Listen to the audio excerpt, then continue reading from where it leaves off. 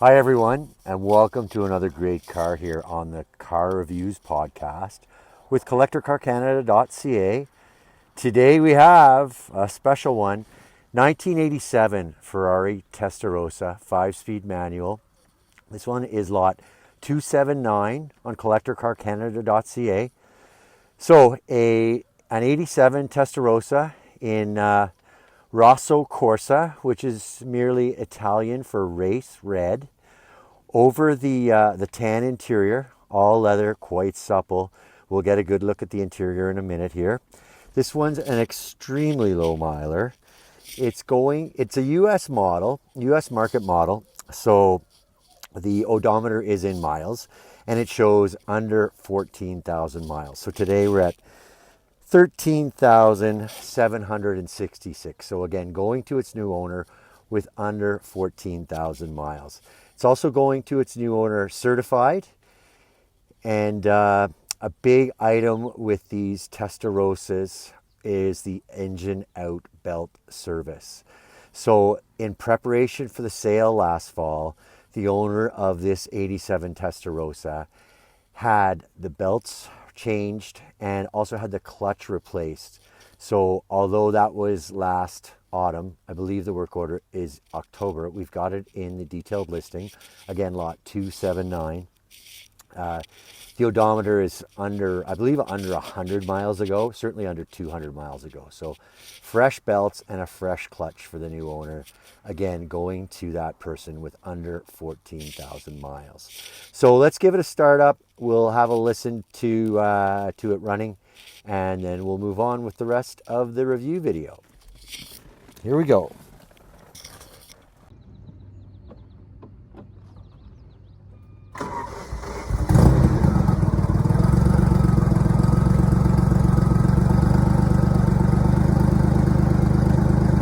So in case that sounded like there was some hesitation, I think it's got to do with me not being used to driving a Testarossa.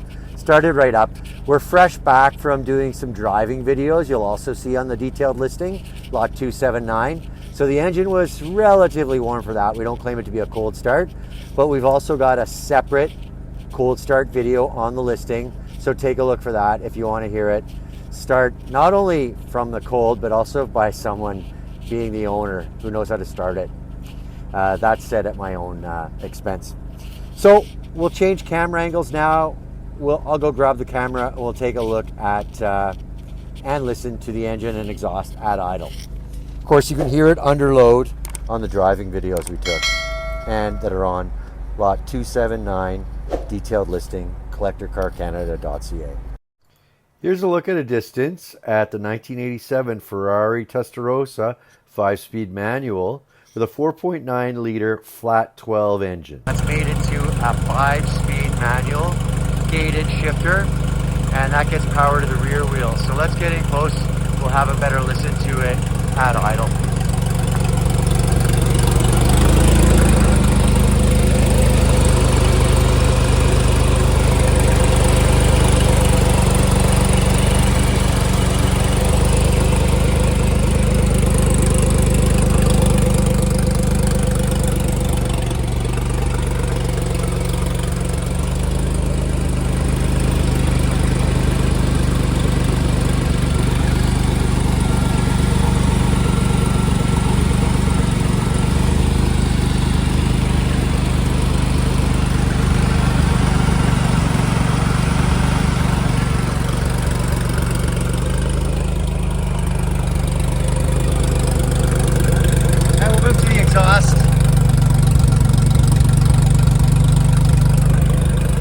Twin exits on either side, so 4 altogether.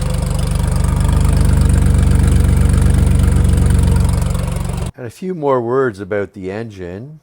As I say, a 4.9 liter mid-rear mounted flat 12. For 380 horsepower out of the factory. We've got the torque rating on the detailed listing. I don't know it by heart, admittedly, but lots of juice and lots of guts. Do take a look at those driving videos for lot 279 and you'll get a little bit of a sense of what it can do. I'm glad the driver, the owner, was taking it easy for me in the passenger seat. But yeah, this car has a lot of capability. Now with that low mileage, It's running almost like new. So we'll cut the engine now.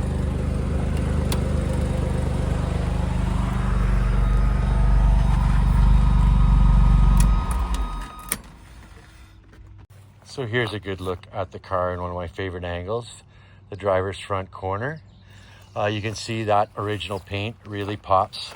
Nice clean Carfax on this car as well. We've got that on the detailed listing, lot 279 on collectorcarcanada.ca. Consistent with the period for sports cars, but not so consistent with today.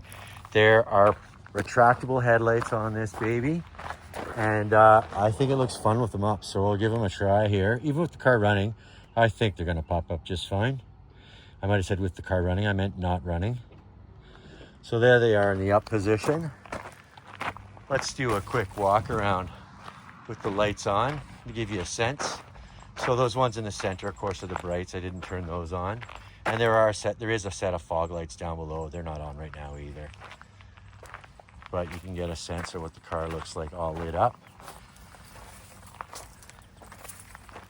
The straking down the side, of course, has straking to match, which I won't say distort, but cover the rear lenses. But there's a good sense of its look with the lights on. We're almost at dusk here. It's the right time to be shooting photography. And pretty soon to drive this car, you'll need those lights on. So there's a good look, and we'll come back with them back down.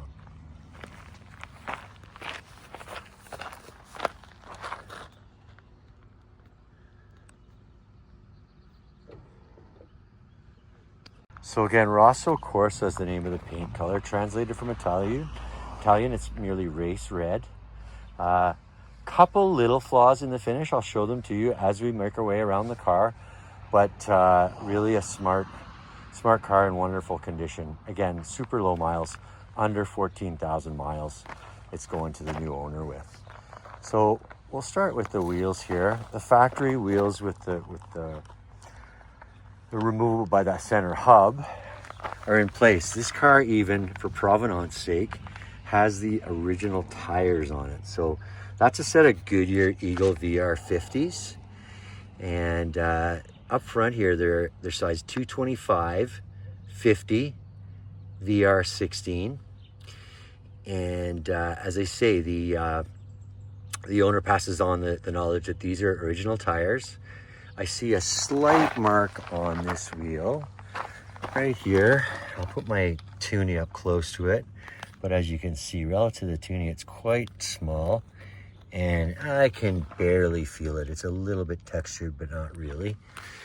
So yeah, for provenance sake, it's great to have the new tires. Maybe the new owner decides to get a new set of tires, and there's that Ferrari emblem on the rim.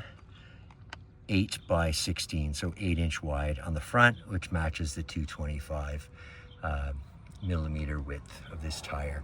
Again, they're the original, so we know they fit. There's a good look at the right level, the straking. So in addition to being a wonderful look for the car, there's actually a safety item built in, partly built in because they're afraid of objects being caught in that air tunnel which flows to the engine compartment. So nothing big can get in there as a result of these beautiful strakes. So two birds with one stone, as crass as that saying is. Here's a good look at the driver's side mirror and how it's set out a bit from the very side of the car, and that's to observe the width back here above the rear wheel. You need that mirror out a little bit farther than the width of the car to be able to see.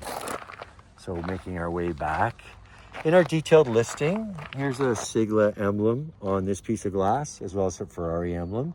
You see that embossing on all panes of glass, all 6 of them, and all 6 are photographed in our detailed listing, lot 279. So here we are at the driver's side rear tire. Again, another Goodyear Eagle VR50. And back here, we're at 255, 50 VR16. A good look at this wheel or rim, and I don't see any marks. The only imperfection I see here is a bit of the makings of a cobweb there. The car's been stored pretty much, as I say, that it had that belt service last October, very low miles since, and As a result, it's been sitting mostly, it's been sitting in the owner's garage.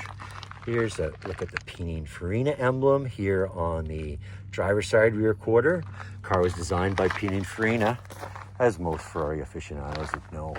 I did zoom by a small imperfection here in the finish.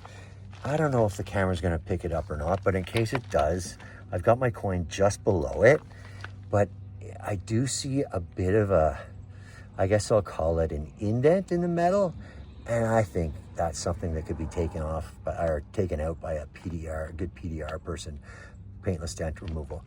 Your mileage may vary. Get an opinion from the pros. Fuel doors up here, and we do have pictures of it opened and the cap open as well on the detailed listing, lot 279. So making our way back, we'll take a look at the 1/4 view from the driver's rear. Sharp car here. As I mentioned, the straking continues over to the taillights, and right here there's venting for the big V12 here, which we already saw with it running. Center brake lights mounted here in this red panel, and we can get a look at the cabin through that rounded rear windshield. So working our way back, there's a good look at the entire width of the car. It really, with the combination of the height and width of the car, makes it really look low and wide. So a great sporty stance and profile. Here's a good look at the twin pipes over here on the driver's side. And as we cut across, you can see the twin pipes over here on the passenger side.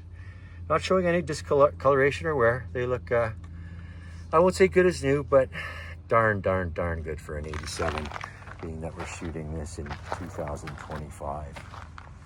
We do have some photos of the underside on the detailed listing, so I skipped over it for this video. And here we are at the passenger side quarter panel.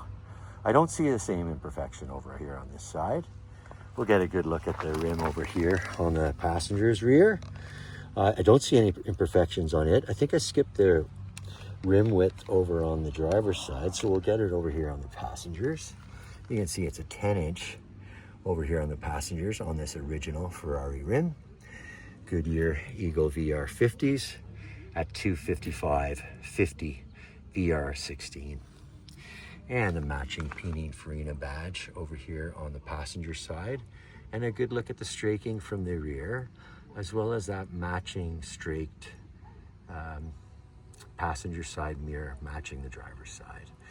Earlier in the Testarossa run, there was only a mirror on the driver's side. So with modernization here with this 87, the passenger side got a mirror as well. Moving along, there's a look at the brand embossing here on the rear side window on the passenger side, and there's that Ferrari emblem as well. Again, all 6 panes show it. And up close on the passenger's front tire, Goodyear Eagle VR50 at 225/50 VR16. 8 inches wide on this 16-inch original Ferrari factory rim, and no markings here on this rim either. There's a minor imperfection over here on the front as well, so we'll get up close at that. The chin of the car has probably touched higher than intended lowered curb, but you can see there are a couple imperfections here right below the front license plate. And it reminds me of another imperfection I missed over here on the driver's side. This would be from wear of someone's leg getting ingress and egress to and from the car. So easily refinished, I think, but do your homework on what you'll do if you want to address that. So another good look at this great angle of the car here from the driver's front quarter. Next up, interior. Okay, so here we are for a look at the cockpit area of this 1987 Ferrari Testarossa 5-speed manual, lot 279 on collectorcarcanada.ca. A couple of quick notes while I'm thinking of them. These brown Ferrari branded floor mats are extras.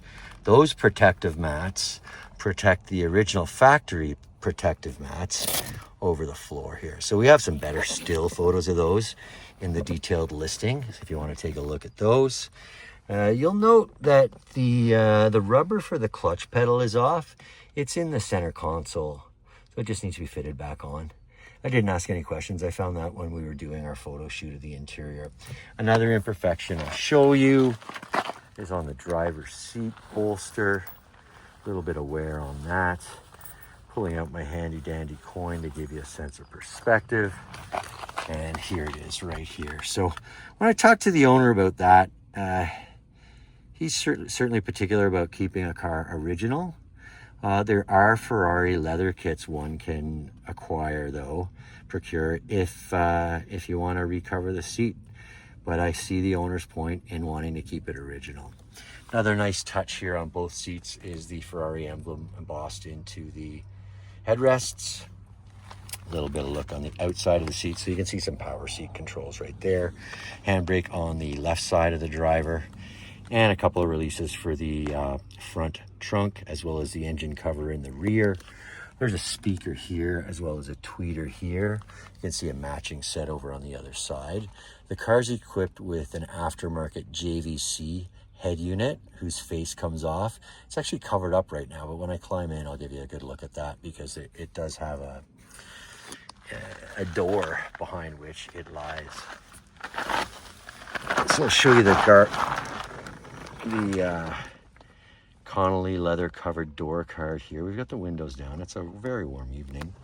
And then we've got instrumentation. So we've got a speedometer where the dominant measure is miles per hour. Again, it's a US market car.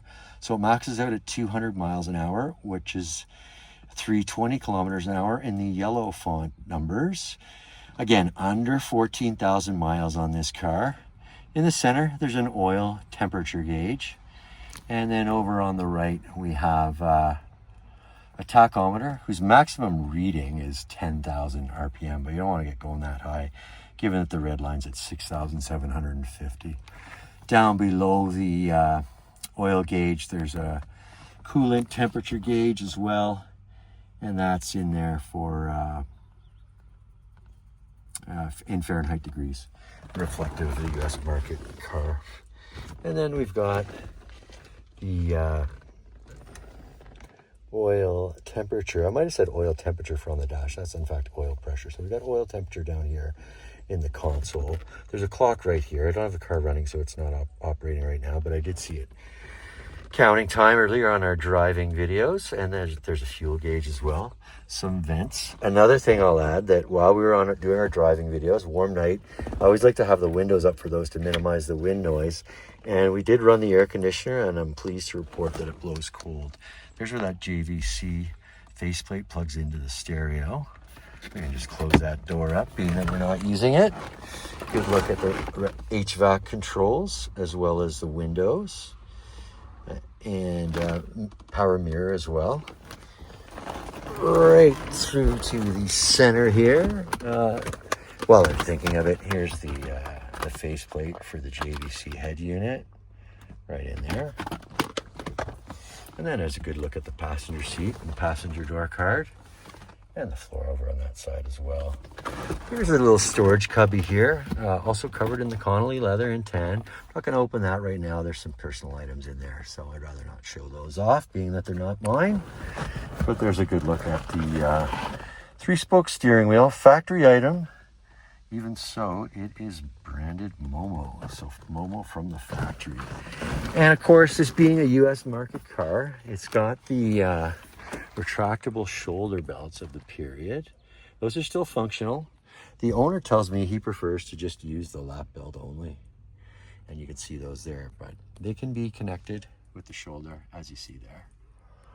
And then this is a little attaché holding the owner's manual. We've got pictures of all the contents inside of our detailed listing at lot 279. And there's a good look at the parcel shelf with a couple of beautifully finished Connolly leather straps for tying down cargo if you're using that parcel shelf. So I think that should about do it for the interior. The stocks on the steering wheel. Over on the right, we've got the wiper control. Headlights up above, and then down below, over here on the left side, is the indicator lights. As you'd expect, pretty much standard issue. Good look at the interior cabin. We're not going to show you the front trunk in this video. Again, some personal items stored in there, but we do have stills of it on the detailed listing, so take a look there. Lot 279. Maybe one last look around the car before we move to our closing shot. But yeah, a beautiful 1987 Ferrari Testarossa, 5-speed manual, Rosso Corsa over the tan Connolly interior. So there's a good look at our 1987 Ferrari Testarossa, 5-speed manual, finished in Rosso Corsa, which translates to race red. Rear mid mounted to the rear wheels only. Again, that 5-speed manual is a gated transmission. And US market car showing under 14,000 miles. It's going to its new owner with under 14,000 miles. Fresh belt service, under 200 miles ago. Done last fall. Car hasn't really been driven since. I was just in preparation for sale. US market car originally, so the dominant measure on the speedometer is miles per hour, but there's also a metric speedometer topping out at 320 kilometers an hour. I think I've told you about all there is to know for this video on this 1987 Ferrari Testarossa 5-speed manual. If you're looking for more, please do look at our detailed listing, lot 279, on collectorcarcanada.ca. That's going to close it for this video. Thank you for watching, and we're going to move on to the next car.